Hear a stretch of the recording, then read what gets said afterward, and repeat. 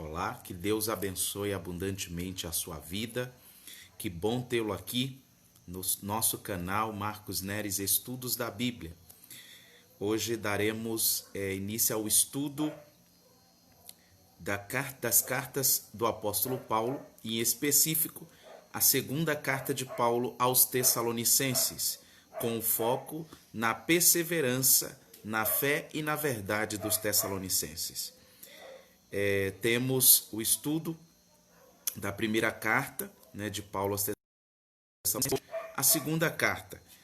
A minha Bíblia está aberta no livro em referência, 2 Tessalonicenses 2, 13 até o versículo 14, que diz assim: Mas devemos sempre dar graças a Deus por vós, irmãos amados do Senhor, por vos ter Deus elegido desde o princípio para a salvação em santificação do Espírito e fé da verdade, para o que vos chamou para alcançardes a glória de nosso Senhor Jesus. Então Paulo inicia novamente elogiando, agradecendo a Deus pela fé e pela perseverança dos irmãos tessalonicenses. Esta carta de Paulo, ela vem com o propósito de esclarecer para os tessalonicenses a respeito da segunda vinda de Jesus Cristo, já que havia ali uma confusão muito grande com respeito desse momento, quando aconteceria, e alguns que viviam ociosos, com respeito à segunda vinda do Senhor Jesus. A ansiedade, a precipitação de interpretações também das Sagradas Escrituras faziam com que os tessalonicenses tivessem muitas dúvidas, muitas interrogações com respeito à segunda vinda de Cristo. Esse conteúdo da segunda carta é justamente direcionado a todos os cristãos perseguidos e também aos pecadores que não se arrependeram, e também a uma igreja que estava apostatando, ou seja, uma igreja apostata.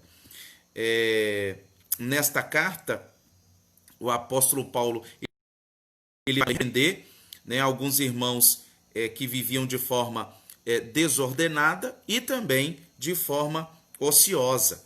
Então devemos tomar cuidado com toda essa ansiedade, com interpretações errôneas, e nós vivemos num século XXI muito fértil para heresias, apostasias, para toda ociosidade, para interpretações errôneas, interpretações que levam pessoas ao erro, levam pessoas ao engano, levam as pessoas a viverem de forma desprevenidas espiritualmente, desprovidas de fundamento bíblico.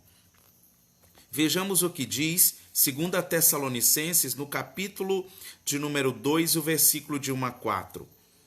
Ora, irmãos, rogamo-vos pela vinda de nosso Senhor Jesus Cristo e pela nossa reunião com Ele, que não vos movais facilmente do vosso entendimento, nem vos perturbeis, quer por espírito, quer por palavras, quer por epístola, como de nós, como se o dia de Cristo estivesse já perto. Ninguém de maneira alguma vos engane, porque não será assim, sem que antes venha a apostasia e se manifeste o homem do pecado, o filho da perdição, o qual se opõe e se levanta contra tudo o que se chama Deus ou se adora, de sorte que se assentará como Deus no templo de Deus, querendo parecer Deus. Então, Paulo, nessa segunda carta aos Tessalonicenses, Paulo vai assim deixar bastante claro que, como cristãos que aguarda o retorno de Cristo, devemos estar ligados aos sinais apontados pela profecia bíblica, apontados pelas Sagradas Escrituras, apontados pelo próprio Senhor Jesus, que deixa registrado nos evangelhos, e como os apóstolos, testemunhas de Cristo, também assim escreveram. Então, os sinais, eles vão apontar, né, o quanto o tempo está próximo, e tomar cuidado com aqueles que fazem interpretações erradas das Escrituras e ensinam com uma finalidade de justamente enredar muitos para a perdição. Esta carta de 2 Tessalonicenses, ela foi escrita mais ou menos ali no ano 50 a 52 depois de Cristo, também na cidade de Corinto, né?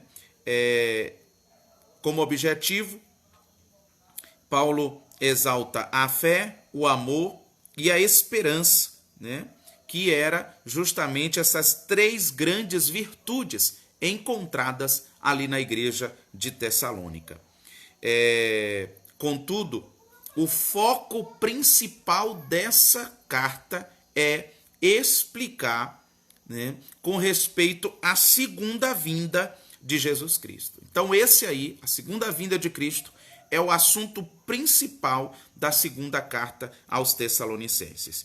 E muitos cristãos, porque muitos cristãos desta igreja estavam confusos. Quando vai acontecer? Um fala uma coisa, outro fala outra.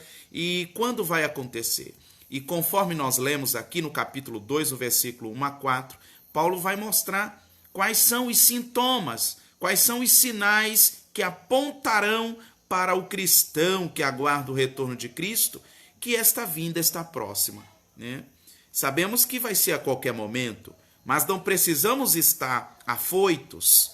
Não precisamos estar afoitos. Devemos estar preparados. Devemos estar nos preparando. Devemos estar o quê? Atentos à palavra de Deus, aos ensinos do Senhor. Paulo vai falar que a apostasia será uma das marcas do final dos tempos. E estamos vendo, irmãos. Estamos vendo esta apostasia total, né?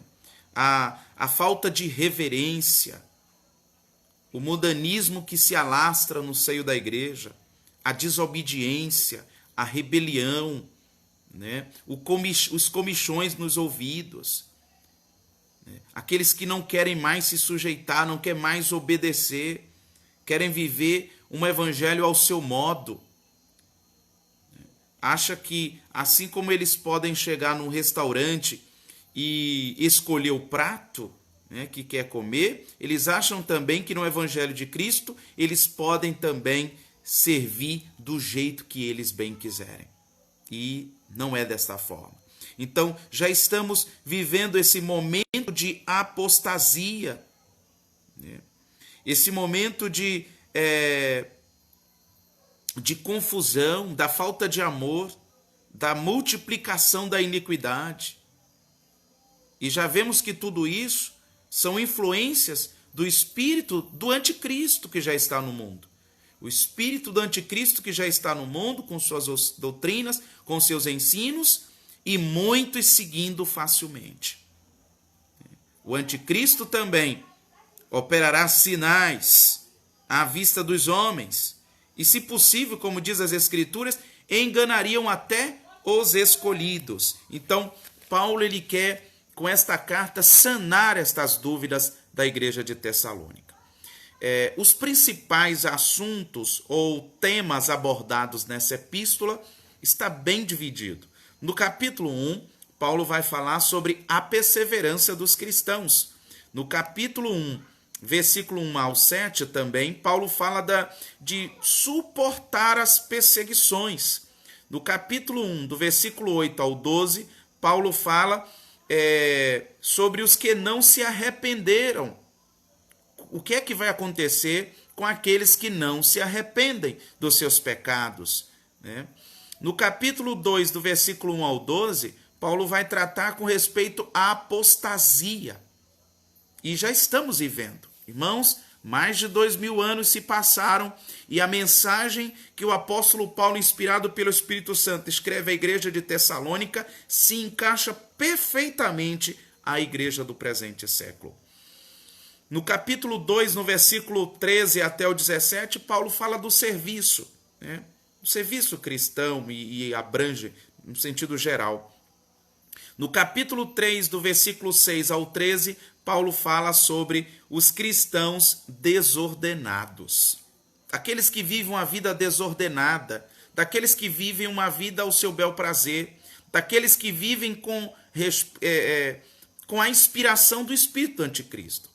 Saiba que a rebelião é justamente influências do espírito do anticristo. Saiba que a apostasia é influência do espírito do anticristo. Saiba que contendas e dissensões são influências do espírito do anticristo.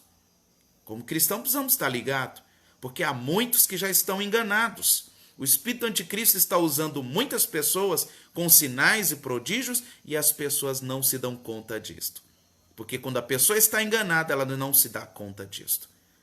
Sabe aquele tipo de pessoa que está doente e não se dá conta que está doente? Não se convence que está doente? Até que chega a um estado quase terminal, e aí que muitas vezes se desperta para lutar para sobreviver?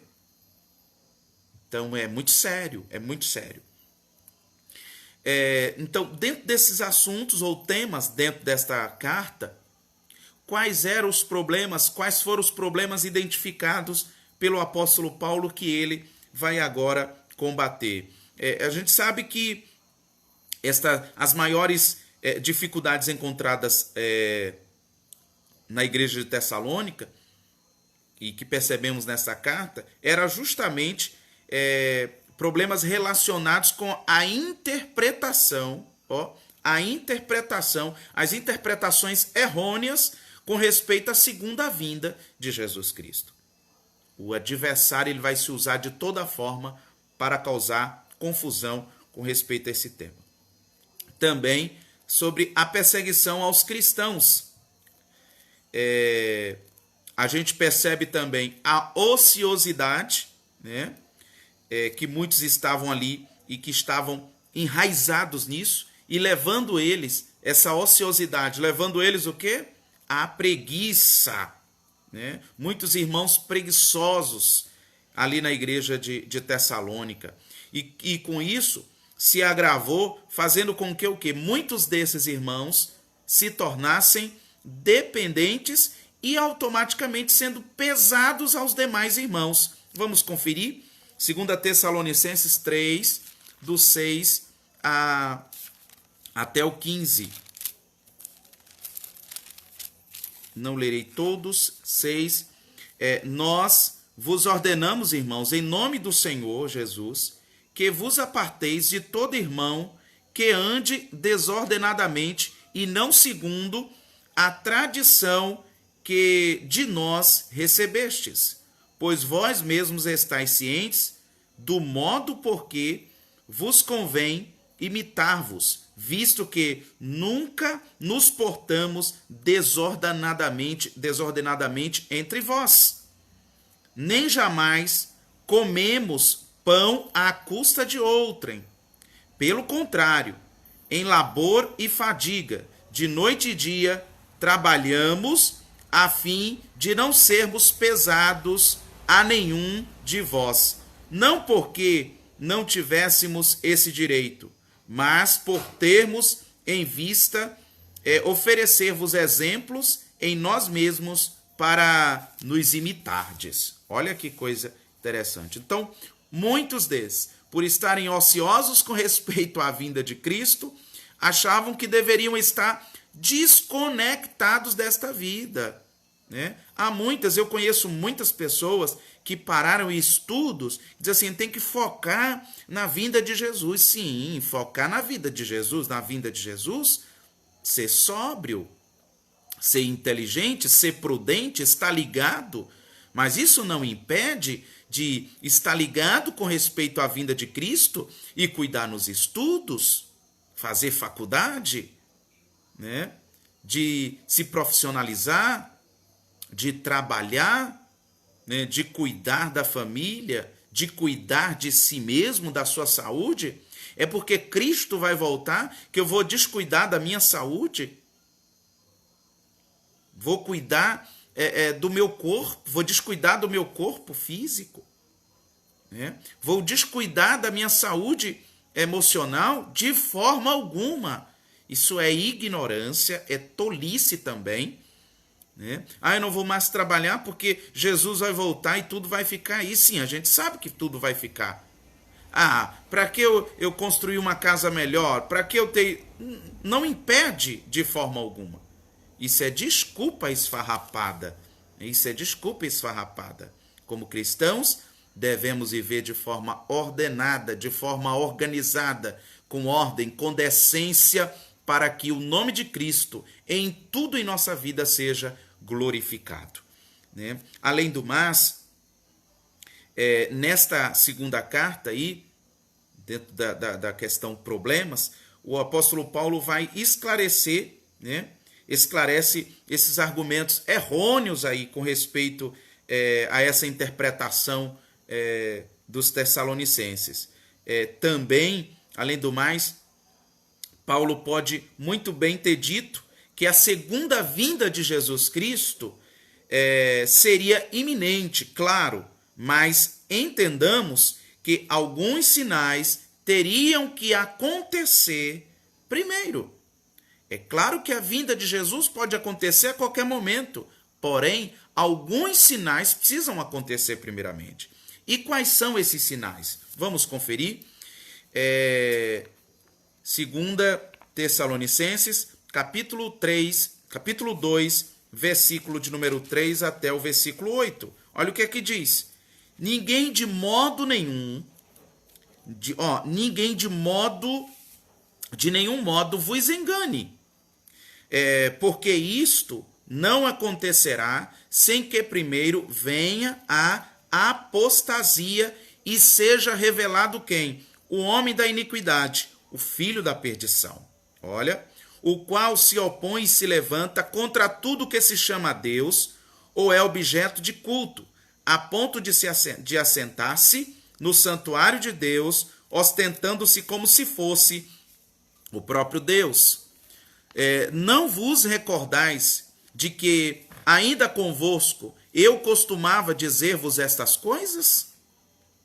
E agora sabeis o que o detém, para que ele seja revelado somente em ocasião própria. Com efeito, o mistério da iniquidade já opera e aguarda somente que seja afastado aquele que agora o detém. Então será de fato revelado o iníquo, a quem o Senhor Jesus matará com o sopro da sua boca e o destruirá pela manifestação de sua vinda.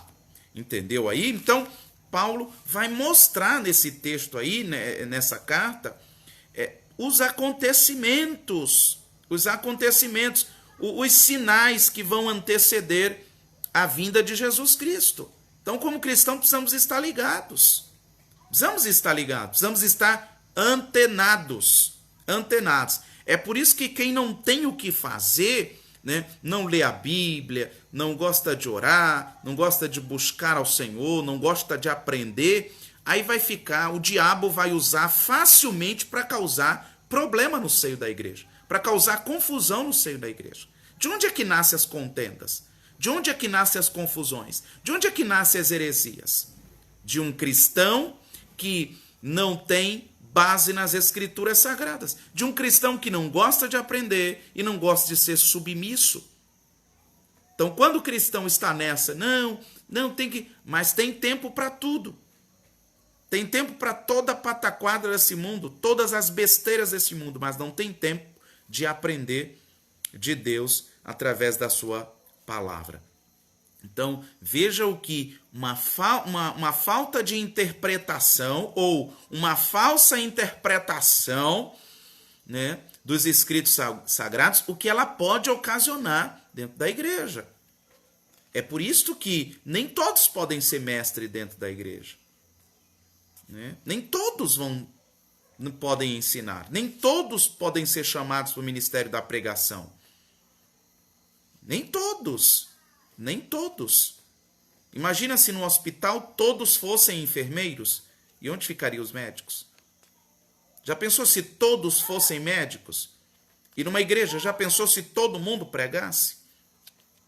É daí que nasce muitas vezes as confusões dentro da igreja. Eu já vi as heresias mais terríveis, eu já vi pessoas pregando e falando de heresias mais terríveis que vocês podem imaginar. Justamente por quê? Porque acha que pregar é só pegar um microfone e começar a dar glória a Deus e aleluia, e dizer que na Bíblia está escrito assim, e eu acho que é isso, e eu acho que é aquilo, eu acho que é aquilo outro, e aí vai.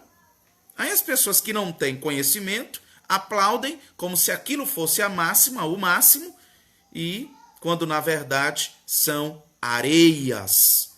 E areia não presta para fundamento, para se fundamentar, porque quando vier as tempestades, a casa desmorona. Ok? Quais foram as orientações do apóstolo Paulo para esta igreja que estava tão confusa, tão perdida com respeito à vinda de Jesus Cristo? Paulo, ele vai dar algumas orientações, e a gente pode acompanhar no capítulo 1 e o versículo 8 e 9, que diz assim, 8 e 9. E em chama de fogo, tomando vingança contra os que não conhecem a Deus e contra os que não obedecem ao evangelho de nosso Senhor Jesus. Estes sofrerão penalidades de eterna destruição, banidos da face do Senhor e da glória do seu poder. Com isto, Paulo está mostrando para a igreja em Tessalônica que Deus, através do fogo em juízo, através do fogo trará juízo a todos aqueles que não obedecem ao evangelho de Jesus Cristo. E estes sofrerão eternamente na perdição, no lago de fogo, que é a parte que está reservada àqueles que não têm os seus nomes escritos no livro da vida e aqueles que resistem ao evangelho de Jesus. Quando se refere ao evangelho de Jesus, está se referindo às doutrinas que Jesus, os ensinos que Jesus deixou para nós. Então, aqueles que resistem a esses ensinos, amor, perdão, misericórdia, graça, compaixão e tantos outros ensinos, o arrependimento, a confissão dos pecados, preciso confessar, todos que resistem a viver como o evangelho de Cristo ensina, a parte desses é no lago de fogo. Paulo também nesta carta traz uma orientação e um rogo, ele vai rogar em favor dos tessalonicenses para que Deus, os fizesse também dignos desta vocação, para que eles cumprissem toda a vontade de Deus, também cumprissem a obra da fé com poder, para que com isso o nome de Cristo Jesus fosse glorificado neles. Além do mais, Paulo advertiu os tessalonicenses com respeito de que não fossem fracos de entendimento, ou se perturbassem com qualquer coisa, com qualquer ensino, mas que se fortalecessem em Cristo. 2 Tessalonicenses 2:2, a que não vos demovais da vossa mente com facilidade, nem vos perturbeis, quer por espírito, quer por palavra, quer por epístola, como se procedesse de nós, supondo tenha chegado o dia do Senhor. Tem pessoas que ficam em aflições, qualquer coisa perturba, qualquer coisa confunde a mente. O que é isto? Falta de base. Muitas vezes não é falta de ensino, é falta de acatar esses ensinos, de receber esses ensinos. Tem muitas pessoas que é bom de ouvir, mas é zero de praticar.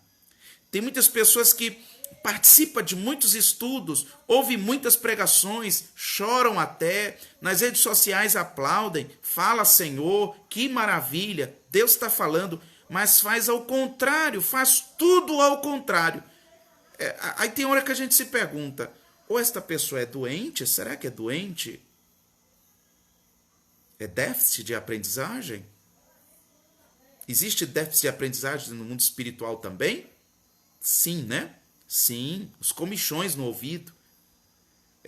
São aquelas pessoas que, no grande dia, não serão tomadas por inocente. Porque quando você está dizendo, fala Senhor, que maravilha, a palavra foi forte, mas faz ao contrário,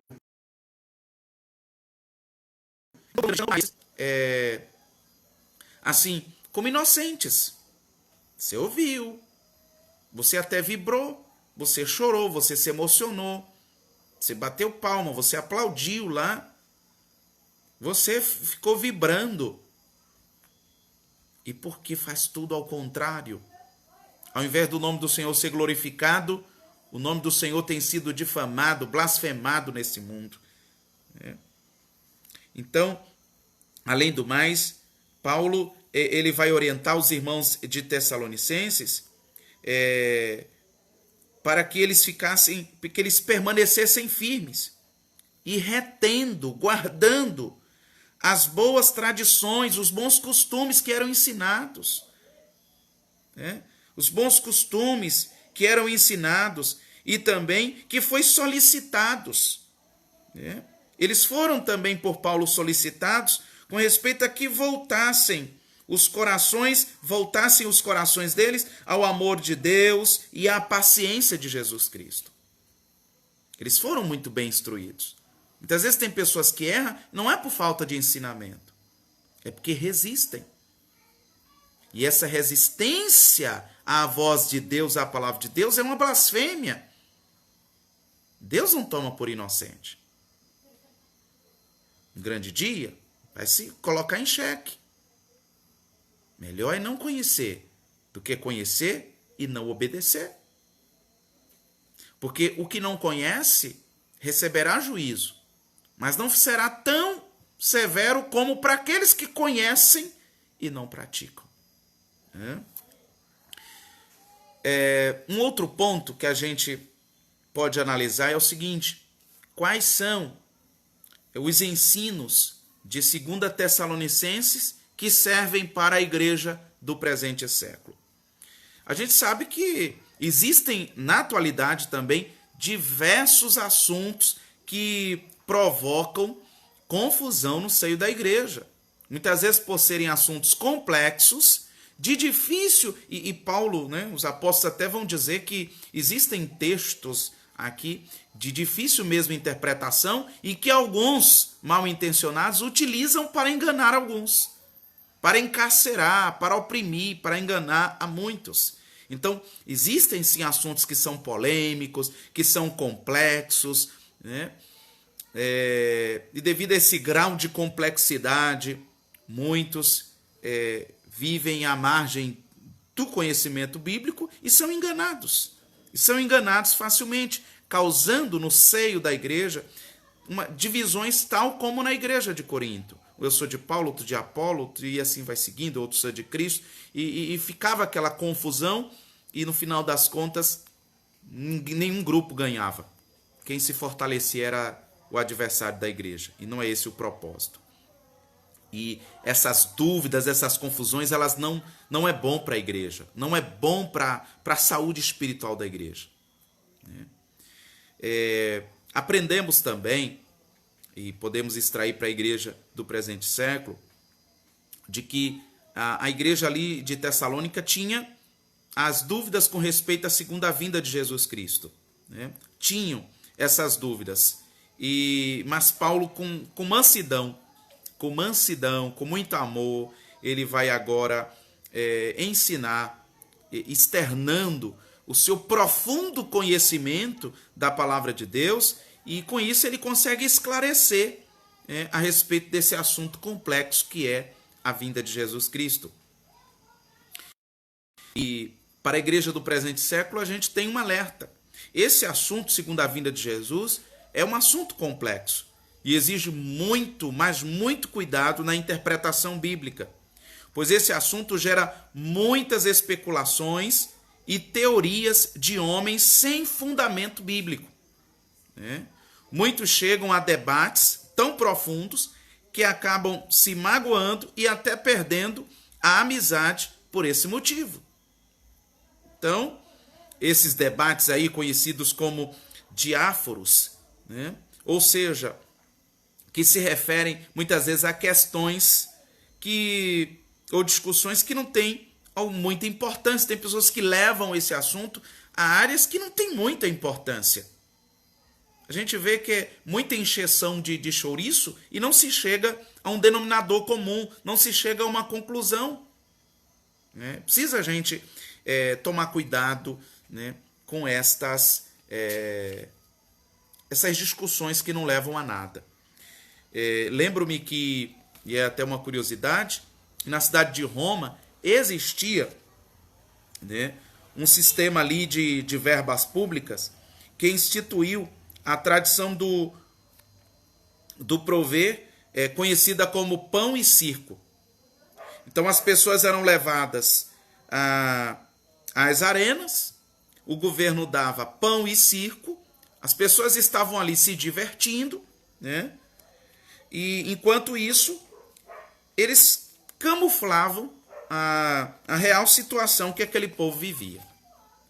Se a gente pegar esse pão e circo para os dias de hoje, para o seio da igreja, a gente vai perceber que o príncipe deste século também tem trazido muito pão e circo, muitas coisas para entreter a igreja, para tirar o foco da igreja. Tem muitos cristãos movidos a reteté, muitos cristãos movidos a movimentos que não têm base bíblica, muitas pessoas que são facilmente enganadas com curas, com prodígios, com milagres.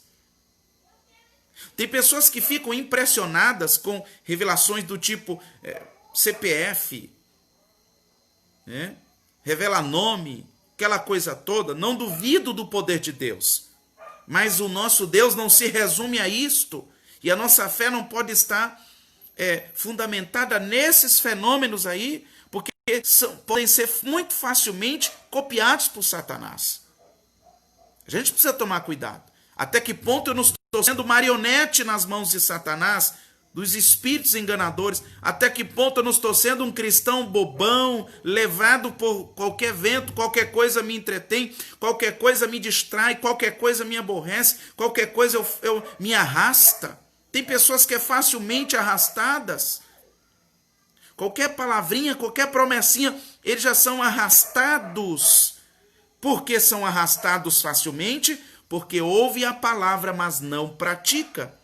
Porque o Senhor diz, aqueles que ouvem as minhas palavras e praticam, eu comparo a um homem sábio, prudente, que edificou a sua casa sobre a rocha. E quando veio os ventos e as tempestades, não conseguiu derrubar. Bateu até com força, mas não derrubou. Mas aquele que ouve e não pratica, comparo como homem insensato, louco, bobo, tolo, que edificou a sua casa sobre a areia. E quando veio o vento, as tempestades, bateu com força e grande foi a queda, porque estava edificada na areia. Então, perceba aí que a gente precisa estar fundamentando mais a nossa fé na palavra. Lê mais a palavra de Deus. Tem pessoas que ficam naquele mau costume, que eu não sei com quem foi que aprendeu, e pega a Bíblia, onde abrir aqui, pá, ali é que Deus está falando comigo. Irmão, de Gênesis a Apocalipse, Deus já está falando com você. Tem um plano de leitura da palavra de Deus. Leia uma carta. Eu vou ler uma carta. Pronto, leia uma carta do apóstolo. Eu vou ler um evangelho. Pronto, leia o evangelho. E vê o que Deus vai falar com você ali. Extraia as lições. Não injete ali o seu pensamento, mas extraia o que está ali para você. Faça uma exegese mesmo do texto. Ver o que é que você pode tirar. O que é que você extrai dali. É como ir ao poço com um balde. A gente não vai ao poço com um balde cheio. A gente vai ao poço com um balde vazio e retorna com ele cheio. Então isso é fazer exegese do texto sagrado. Isso é de verdade estudar as Escrituras. É você ir estudar com o propósito de extrair dela verdades e ensinos para a vida prática e que com isso fundamente a fé. Que Deus em Cristo nos abençoe, que Deus em Cristo possa estar nos fortalecendo, que Deus em Cristo possa continuar abrindo a nossa visão, o nosso entendimento. E tal como a igreja de Tessalônica, assim também possamos estar atentos e firmes na fé, no amor e na presença de Deus. Na fé, no amor e na esperança, que eram as marcas, as virtudes desta igreja. Que Deus abençoe, fique com Cristo. Não esqueça de compartilhar, de deixar o seu joinha também e de também se inscrever, você que ainda não é inscrito aqui no nosso canal. Que Deus abençoe, fique com Cristo Jesus.